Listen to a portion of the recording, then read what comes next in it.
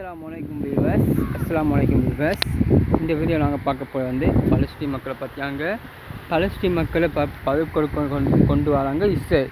இப்போ இஸ்ரேல் இராணுவம் இப்போ பலஸ்தீன் மக்களை வந்து படுகொலைகள் முயற்சி போன்ற விஷயங்களை அவங்க ஈடுகொண்டு வராங்க.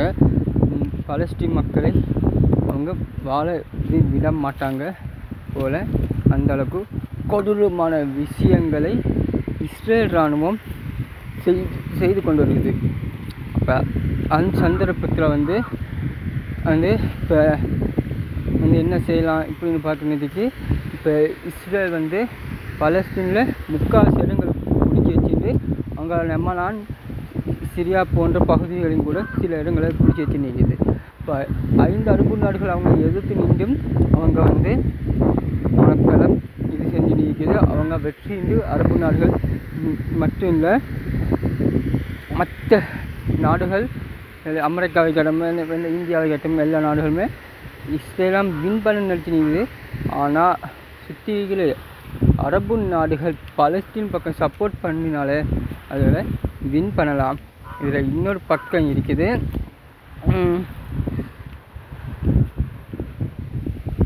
பலஸ்தீன்களை வேறு ஒரு நாடுகளுக்கு நாடு கடத்துறதுக்குரிய வேலைகளை அவங்க எடுத்து கொண்டிருக்கிறாங்க. இன்னொரு பக்கம் பார்க்குறதுக்கு தலைவர்மார்களை அவங்க வீழ்த்தி கொண்டிருக்கிறாங்க. சிரியா தலைவராக இருக்கலாம், லெபனான் தலைவராக இருக்கலாம், பெரிய பெரிய தலைவர்மார்களை அவங்க வீழ்த்தி கொண்டிருக்கிறாங்க. இராணுவத்தில் பெரிய வீரர்கள் அவங்க இதை கொண்டு குமிக்கிறாங்க. அது என்னென்று பார்க்குறதுக்கு அவங்க வந்து சாதாரண நினச்சிட்டாங்க. அதுவும் அமாசை ஒழிக்கிறதுல குறியாக இருக்குன்னு நினச்சிட்டு மக்களை அடித்து படுகொலை செய்து கொண்டு இருக்குது இஸ்ரேல் இராணுவம். இப்போ அதுக்கு சப்போர்ட் பண்ணுற நாடுகள் பலஸ்தீன் சப்போர்ட் பண்ணுற மக்களை அவங்க கூட அவங்க துன்பப்படுத்தி கொண்டிருக்கிறாங்க. பலஸ்தீனுக்காக உயிரை விட்டு எத்தனையோ இளைஞர்கள் நாங்கள் பார்த்துட்டோம்.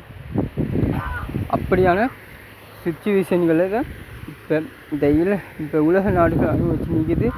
இப்போ இந்த போல யுத்தத்தை பார்த்தா 3ஆம் மகா யுத்தம் நடைபெற்றுமா என்று உலக நாடுகள் மக்களின் எதிர்பார்ப்பு போன்ற அது மாறிவிட்டது. இப்போ 3ஆம் மகா யுத்தம் நடந்துருமாண்டு மக்கள்கள் பயந்து கொண்டிருக்கிறார்கள். 3ஆம் மகா யுத்தமாக போயிடக்கூடாது என்று அரபு நாடுகள் முன்வைக்காமல் கால்களை பின் வைத்து கொண்டிருக்கிறது. துருக்கி இஸ்ரேல் பக்கம் முழுமையாக சாஞ்சிரும் போல இருக்குது. ஏண்டா அவன் வந்து அந்த உணவு பேரணும் இஸ்ரேல் உணவை பேரத்துக்கூடிய வேலைகளை பார்த்து நிற்குது.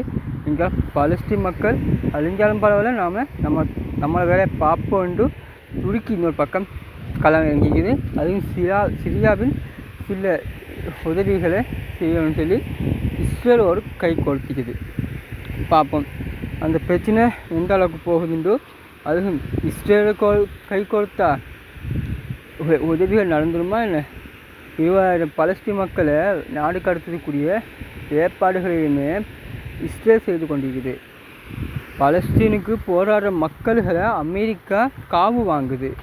அமெரிக்கா நட்பு நாடுகளும் சேர்ந்து காவு வாங்குது.